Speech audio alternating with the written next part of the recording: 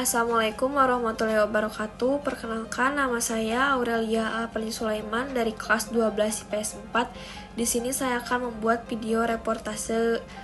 Saya di sini mengambil konflik Timur Tengah, perang Irak dan Iran.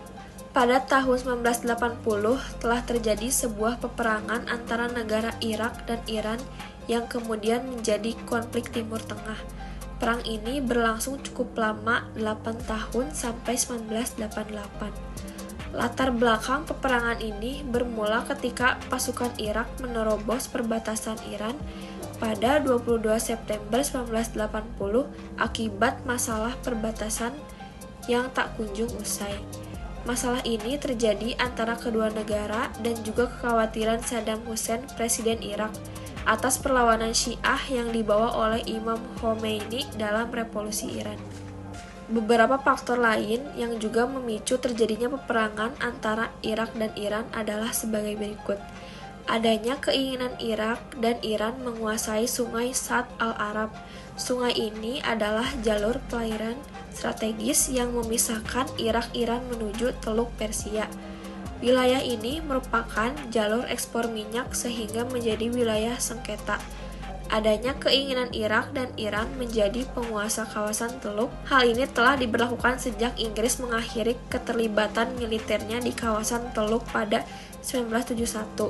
Melemahnya kekuatan Iran pasca revolusi tahun 1979, Saddam Hussein yakin bahwa keadaan Irak sedang tidak stabil setelah revolusi Iran. Peperangan awal mula terjadi antara perang antara Irak dan Iran yaitu pada April 1980. Waktu itu sedang berlangsung acara Konferensi Ekonomi Internasional yang diselenggarakan oleh Persatuan Mahasiswa Asia di Irak. Di tengah acara, tiba-tiba sebuah bom meledak. Oleh sebab itu, Irak kemudian menganggap bahwa Iran sedang mengibar bendera perang. 5 bulan setelahnya, tepatnya pada 4 September 1980, Iran tiba-tiba saja menyerang beberapa wilayah Irak seperti desa Honakin, Honakin, Musjariyah, Zurbatiyah, dan lain-lain. Karena serangan ini, puluhan rakyat Irak pun menjadi korban. Mengetahui hal tersebut, Irak tidak tinggal diam. Kurang dari sebulan, 22 September 1980, Irak memulai serangan balasan. Irak menghancurkan pusat-pusat persenjataan berat seperti pelabuhan udara Mehrabad. Perang ini terus berlanjut sampai pada bulan April 1983. Irak menghancurkan sumur minyak di Norwuz yang memberi dampak besar bahkan sampai ke negara tetangga. Beberapa negara yang terkena imbasnya adalah Qatar, Kuwait, dan Bahrain. Akhir perang antara Irak dan Iran berlangsung selama 8 tahun yang ternyata berujung tidak membuahkan hasil apa-apa.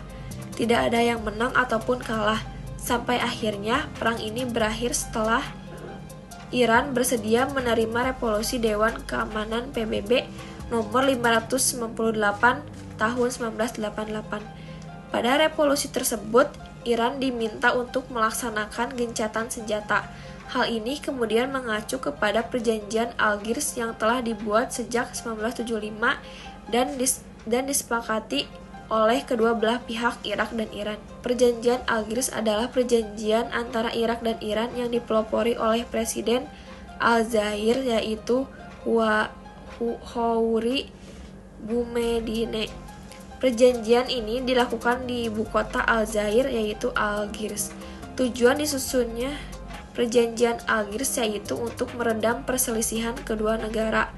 Dalam perjanjian ini dipertemukan petinggi dari kedua negara yaitu Saddam Hussein, Presiden Irak, dan Shah Reza, Raja Iran. Isi perjanjian Algiers ada 3. Yang pertama, kedua negara melaksanakan penentuan batas perairan pada dasar Konstantinopel 1931 dan atas dasar jalur Talweg yang terletak di Shatt al-Arab.